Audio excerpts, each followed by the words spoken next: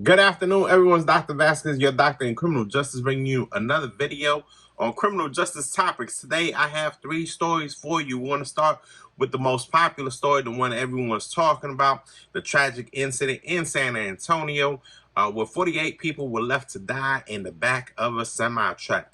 The next story is about an 18-month toddler, unfortunately, here in Virginia. That toddler was left in a vehicle, ended up passing. But what you don't know is that the father ended up taking his life shortly thereafter. The last story is from West Hollywood in LA County. They are moving towards defunding the police.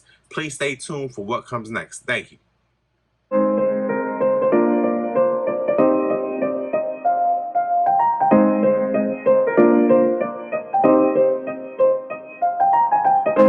All right, everybody, welcome back. Like I said, coming out of San Antonio, 48 people left in the back of a semi-truck to pass. On Monday, June 27, around 6 p.m., a worker heard some cries, said, hey, man, let me go check this out. Came upon a semi-truck, saw that the back doors were slightly open, and saw a horrific sight. Like I said, individuals there dying. They said that it was probably over 100 degrees with the door shut. It was 100 degrees in San Antonio that day with the door shut. It could have got up to 135. People coming from Mexico, people coming from Honduras and Guatemala. I believe it was 38 men and 12 women that we're dealing with. So I have a couple of things that I want to touch on. So obviously my mother, she's from Guatemala, and one of my questions to you straight off the bat is, what do you think about immigration? Do you think it's illegal? Do you think it's wrong? This country was founded on immigration. I cannot be a hypocrite here and tell you I am against it, because obviously I wouldn't be here. I wouldn't have been in the armed forces. I wouldn't have been born here. So is it illegal? What is your stance on it? Should the criminal justice system prioritize it on the highest level that it does, giving it so much attention when, I don't know, we got other things that we should probably be worrying about? The next question I want to ask you is more of a tactical, operational, strategic question. This semi-truck had to go through multiple checkpoints. How many cameras did it go through? How many street lights did it go through? How many individuals made contact with this truck? So where are the checks and balances? How did this fall through the cracks? How could this happen? Did they make their way from Mexico into the United States border, into Texas, into an interstate? Did anybody not check the weight? Did we not catch this on the cameras? Who do we hold accountable, and so on? So my last question, and it comes to immigration, ties in immigration, we have this thing called sanctuary cities, where basically the local law enforcement for that city, for that county, what have you, does not really cooperate with federal agencies as far as ICE. What are your thoughts about that? What are your thoughts about the sanctuary cities? Are you for it? Are you against it? Do you think because of sanctuary cities that we have across the nation, that more immigrants are moving to come to the United States because they know that they will be protected? So what are your thoughts? Should we not have them? I will tell you again, I cannot be a hypocrite. So yes, I am for them. I believe that, you know, this country was founded on immigration. So how dare we one day in 2022 say, hey man, ain't no more immigrants? Now, there is a long drawn out discussion. I'm not going to get into it as far as how do you apply, what do you do, how long it takes, and so on. But the crux of it is, if you go that route, it's not next year, 2 years, it's like a 10-year process. All right, let's get into our next story. So yesterday, Tuesday, June 28, 2022, father in Chesterfield County, Virginia, found that he had left, I guess, his toddler, who was 18 months, in the vehicle. Found his toddler had passed.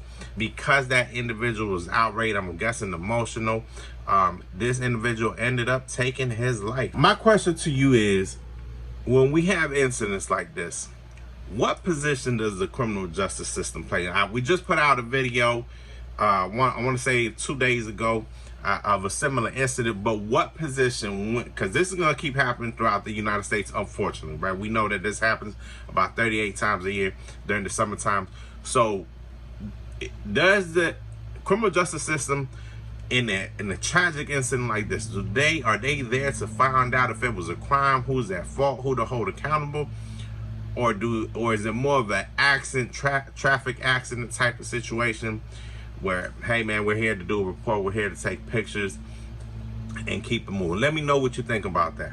All right. And then my next question is, can this happen to anyone? I asked you this in the last video again. I misplaced my keys. I misplaced my cell phone.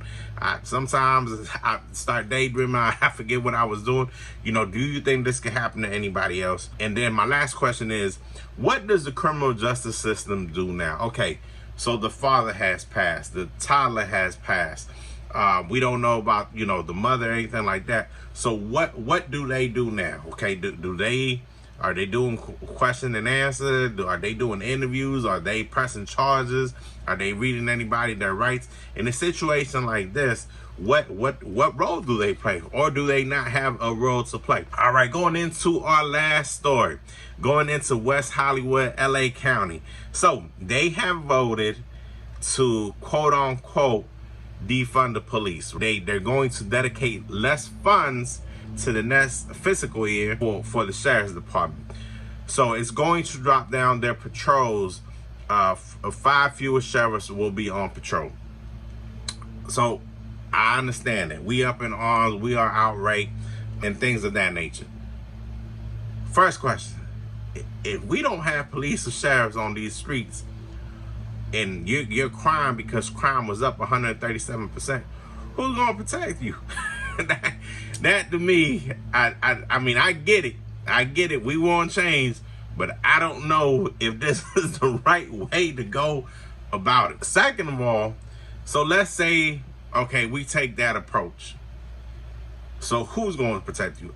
Are local civilians do they have the authority to protect you? Will crime go up because of the lack of a police or sheriff presence? What are we going into now? Is it going to be mayhem? Is it going to be chaos?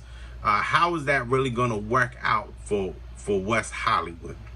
And then my last question, just with this whole defund the police thing, let me know. What are the alternatives to policing? Is it the what they call it, the private sector of security? Is it those armed guards, those unarmed guards? I mean, do you think they will be as efficient and proficient at their job in compared to someone who's probably had a degree in law enforcement, or someone who's gone to the academy, someone who's had on-the-job training? So let me know what you think. Thank you so much. Make sure that you put your comments down below and enjoy the rest of your day.